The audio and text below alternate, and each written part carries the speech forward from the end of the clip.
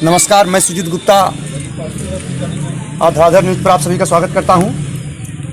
हम इस वक्त बिहार विधानसभा चुनाव के मुहिम में हम आ गए हैं अररिया विधानसभा क्षेत्र संख्या 49 और यहाँ हमारे साथ मौजूद हैं अररिया एनडीए के कुछ कार्यकर्तागण हैं और भाजपा के मंडल अध्यक्ष बम साजी हैं और सहसवल पंचायत के पूर्व मुखिया श्री विनोद पासवान जी हैं और ये अपने कार्यकर्ता के साथ मतगणना कर रहे हैं। और जानना चाहेंगे हम बम साजी से कि आप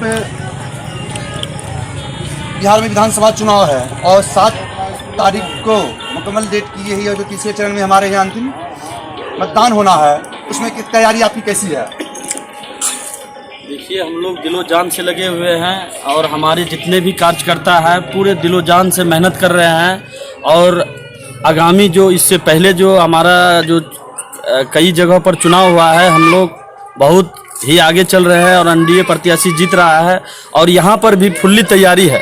और हमारे प्रत्याशी जो है एकदम मेहनती प्रत्याशी है और अच्छे प्रत्याशी है और लगनशील है और 20 सालों से यहाँ पर एक तरह का जिला परिषद अध्यक्ष रहे हैं और बहुत ही मेहनती और शिक्षित महिला है।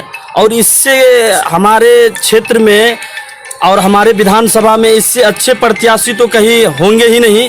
और हमारी जहाँ तक एनडीए की सवाल रहा, हम लोग पूरे दिलो जान से हमारे जितने भी कार्यकर्ता हैं पूरे मेहनत से कर रहे हैं और ये भी सीट हमारे बहुत ज़्यादा मतों से जीतेंगे। और हमारे अररिया में जो भी विधानसभा है हम लोग 6 को 6 जीत रहे हैं। तो बम जी अब बताएंगे कि इससे पूर्व में जो यहाँ विधायक थे उनके बारे में आपका क्या कहना है? देखिए, विधायक थे लेकिन उतना काम नहीं हुआ है। अगर एनडीए के कोई विधायक रहते तो इनसे ज़्यादा काम होता, क्योंकि हमारी जो केंद्र में सरकार है और बिहार में जो हमारे एनडीए की सरकार रहेगी, अगर हमारा जो विधायक बनेगा वो इनसे से ज़्यादा काम होगा। और रोड पुलिया तो गिनिए मत। अभी एनडीए के सरकार में हमारे माननीय प्रधानमंत्री इतने काम करा रहे हैं जो गिनाने का शब्द नहीं है, जो गिना पाऊँ। एक से एक काम है और लोगों तक पहुंच रहा है। तो इसलिए मैं सबसे अपील भी करूंगा कि हम लोग सभी आदमी इन प्रत्याशी को ज़्यादा से ज़्यादा जिताए। हमारे जो एनडीए प्रत्याशी सगुप्ता अजीम है और बहुत ही लगनशील प्रत्याशी है। धन्यवाद बमन जी। और इस कड़ी में हम आगे बढ़ रहे हैं तो यहाँ पे मौजूद हैं सहसवल पंचायत के पूर्व मुखिया और लोकप्रिय मुखिया रह चुके हैं।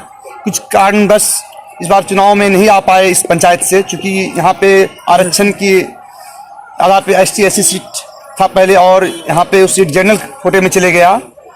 तो मैं जानना चाहूँगा मुखिया जी से, क्या मुखिया जी आप ये बताएंगे कि इस कोरोना काल में और कोरोना काल को देखते हुए चुनाव कराना कहाँ तक सही आपको जा रहा है? कोरोना काल में चुनाव तो सही समय पर होना ज़रूरी है, इसीलिए तो चुनाव तो होना ज़रूरी था, इसीलिए चुनाव कराना ही ज़रूरी है। रह गया हमारे विधानसभा का एनडीए प्रत्याशी जो हैं वह शिक्षित महिला है और सौभाग्य की बात है कि हम लोग को इस बार मौका मिला है।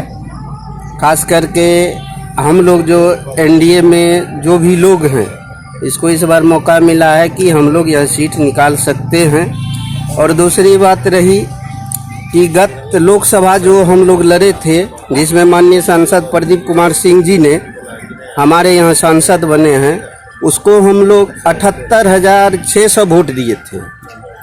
तो उस वोट के हिसाब से हम लोग चल रहे हैं। तो हमारी प्रत्याशी लगभग लाखों वोट यहाँ से हो सकता है और हम लोग चुनाव यहाँ से भारी मतों से जीतेंगे, इसमें कहीं दिक्कत नहीं है।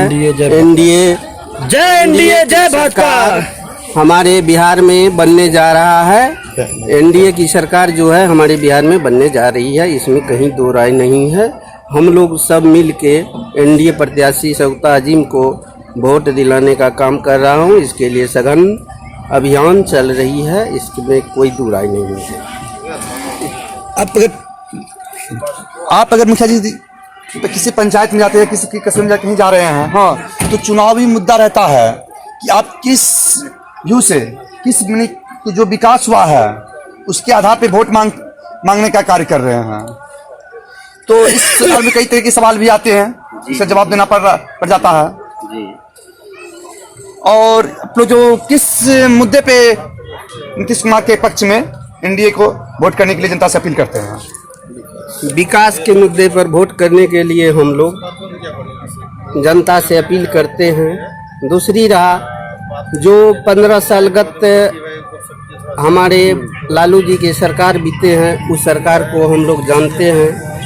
और हम लोग यहाँ बगल में हमारे बीरी रोड हैं, वहाँ से मदनपुर से सासमल आने में ऐसा हम लोग को महसूस होता था कि हमारी बाइक जो है हमारे साथ रहेगी या हम सुरक्षित हैं अथवा नहीं है। यह लोग को हम लोग बताते हैं, खास करके नौजवान पीढ़ी यह जंगल राज को नहीं देखे हैं। वह नौजवान पीढ़ी को मैं जगाना चाहता हूँ कि शिक्षा और रोजगार या नरेंद्र मोदी की ही सरकार में सब कुछ होगा। जो हुआ लालू के सरकार में सब जानते हैं। अब फिर रह गया उनका पुत्र, तो पुत्र का शिक्षा क्या है उसको भी आप जानते हैं। जिस सीएम का पीए रहता है, आईएएस अफसर डीएम साहब रहते हैं, वह उसके साथ में काम कैसे करेंगे यह भी आप लोग जानते हैं। इसीलिए खास करके युवा पीढ़ी, अररिया विधानसभा को युवा पीढ़ी से अपील करते हैं कि अधिक से अधिक वोट कास्ट करके जो है एनडीए प्रत्याशी को आप जिताने का काम करें और आपकी सारी समस्या दूर होगी। यह मुझे पूर्ण विश्वास है। नरेंद्र मोदी है तो मुमकिन है। मुखिया जी एक सवाल आपसे ये भी रहेगी, हाँ, कि आप जैसे विपक्ष की ओर से तेजस्वी यादव जी यानी तेजस्वी यादव जी की ओर से बोला जाता है कि एक दिन में जिस दिन मैं शपथ लूँगा उस दिन जो मेरा पहला दिन होगा उसमें मैं 10 लाख लोगों को रोजगार देने का काम कर रहा हूँ। ये क्या आपको जायज बुझा रहा है? यह बिल्कुल गलत है। मेरे पास सब गणना है कि 15 साल में लालू जी ने 1.5 लाख लोग को नौकरी दिया था, यह हम लोग जान रहे हैं। और हमारे जो एनडीए सरकार जो नीतीश कुमार की है, इसमें 6 लाख नौकरी अब तक मिल चुकी है, जिसके एक जागता मैं उसका सबूत हूँ। मेरे द्वारा जो है लगभग 5200 शिक्षक मैं अपने पंचायत में बहाली किया हूँ, नीतीश कुमार का ही देन है। और आज मुखिया भी बना हूँ। आरक्षण की जहाँ तक बात हो तो उन्हीं का देन है, और मान सम्मान का भी बात हो तो उन्हीं का देन है। इसमें कहीं दो राय नहीं है। जो भी तेजस्वी जी बोल रहे हैं हमारे, वह गलत बात बोल रहे हैं। कहाँ से वह 10 लाख नौकरी पैदा करके कहाँ से वो नौकरी 10 लाख लोगों को देंगे? इस बात में सच्चाई जहाँ तक जमीन थे वो तो 10 तारीख को पता चल जाएगा। और आप लोगों को मेरे तरफ से काफ़ी बधाई है। चुनाव की तैयारी कीजिए और एनडीए को जिताया। हमारे तरफ से आपको भी धन्यवाद और बधाई का पात्र हैं जो हमारे गांव में आप आए और हमसे अपना कुछ सवाल किए। इसके लिए आपको, नाम क्या हुआ आपका? सुजीत कुमार जी, आपको बहुत बहुत धन्यवाद।